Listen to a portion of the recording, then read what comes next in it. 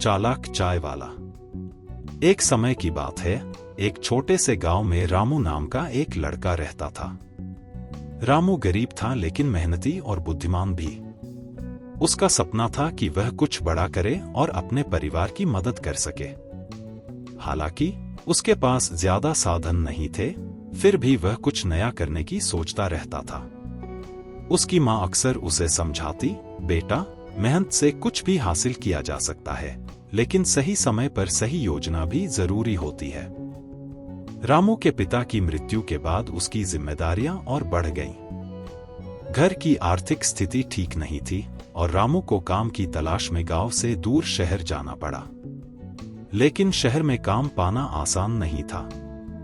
बहुत कोशिशों के बाद भी जब कोई स्थायी काम नहीं मिला, तो रामू ने सोचा, क्यों न मैं चाय बेचने का काम शुरू करूं?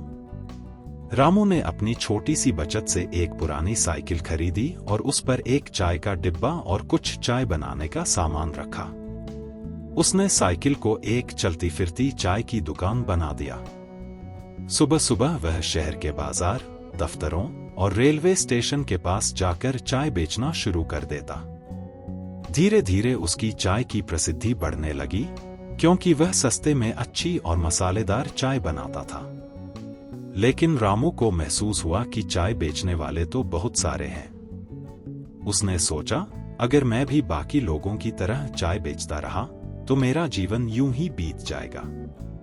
मुझे कुछ नया और अलग करना होगा, जिससे मैं भीड़ से अलग दिखूं। एक दिन रामू ने एक विचार सोचा।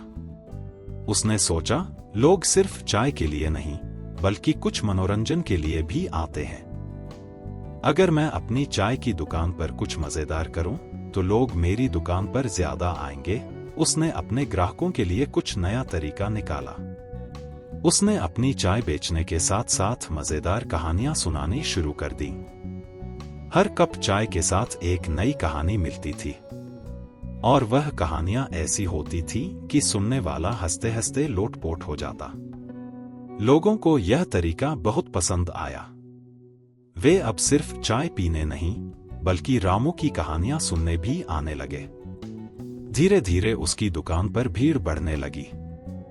रामू अब शहर भर में प्रसिद्ध हो गया था। वह न केवल अपने अनोखे चाय के स्वाद के लिए, बल्कि अपनी मजेदार कहानियों के लिए भी मशहूर हो गया था। एक दिन रामू को एक और चालाक योजना सूझी। उसने सोचा, क्यों न मैं अपने ग्राहकों को कुछ और अनोखा अनुभव दूं? उसने एक नई योजना बनाई। अब वह चाय के साथ साथ हर ग्राहक को एक छोटी सी पहेली या चुनौती भी देता। जो भी ग्राहक उस पहेली का सही उत्तर देता, उसे चाय मुफ्त मिलती। लोगों में यह चुनौती बहुत प्रसिद्ध हो गई। हर कोई रामू की पहेलियों का जवाब देने की कोशिश करता और उसकी चाय मुफ्त पाने की उम्मीद में आता। हालांकि रामू की चालाकी यह थी कि उसकी पहेलियां इतनी मुश्किल होती थी कि बहुत कम लोग ही उनका उत्तर दे पाते। इससे रामू का मुनाफा बढ़ता गया और उसकी चाय की बिक्री भी खूब हुई। लोग अब भीड़ लगाकर उसकी दुकान पर आते और उसकी मजेदार पहेलियां सुनने के बाद चाय का आनंद लेते। एक दिन शहर का एक प्रसिद्ध विद्वान, जो हमेशा गंभीर और शांत रहता था, रामू की चाय की दुकान पर आया। उसने सुना था कि रामू चाय के साथ बहुत कठिन पहेलियां देता है। विद्वान ने सोचा, चलो मैं भी देखता हूं कि यह चालाक चाय वाला मुझे क्या चुनौती दे सकता है। रामू ने विद्वान का स्वागत किया और उसे चाय दी। फिर उसने मुस्कुराते हुए कहा, आदरणीय महोदय, आपके लिए आज की विशेष पहेली है। अगर आप इसका उत्तर दे देते हैं, तो आपको जीवन भर मेरी चाय मुफ्त मिलेगी। विद्वान ने हंसते हुए कहा, चलो बताओ। रामू ने बड़ी ही गंभीरता से पहेली सुनाई। एक ऐसा घड़ा जो हमेशा खाली रहता है, पर उसमें फिर भी पानी भरा होता है। बताओ, यह कौन सा घड़ा है? विद्वान ने पहेली सुनी और कुछ देर सोचने के बाद कहा, यह तो बहुत ही अजीब पहेली है। इसका उत्तर क्या हो सकता है? कई मिनटों के बाद विद्वान ने हार मान ली। उसने कहा, मैंने अपनी पूरी जिंदगी में इतनी कठिन पहेली नहीं सुनी। मुझे इसका उत्तर नहीं पता।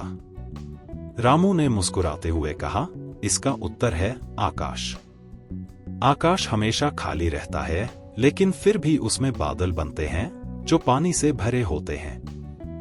विद्वान ने आश्चर्य से कहा, वाह, यह तो बहुत ही अनोखी और चालाक पहेली थी। विद्वान के हार मानने के बाद रामू की प्रसिद्धि और भी बढ़ गई। लोग उसकी बुद्धिमानी और चालाकी की सराहना करने लगे। लेकिन रामू ने कभी अपनी सफलता पर घमंड नहीं किया।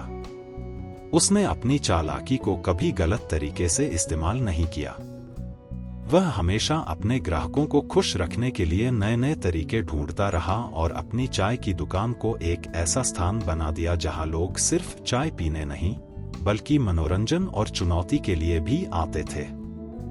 एक दिन रामू के एक पुराने मित्र ने उससे पूछा, रामू, तुमने इतनी कम उम्र में इतना बड़ा काम कैसे कर लिया?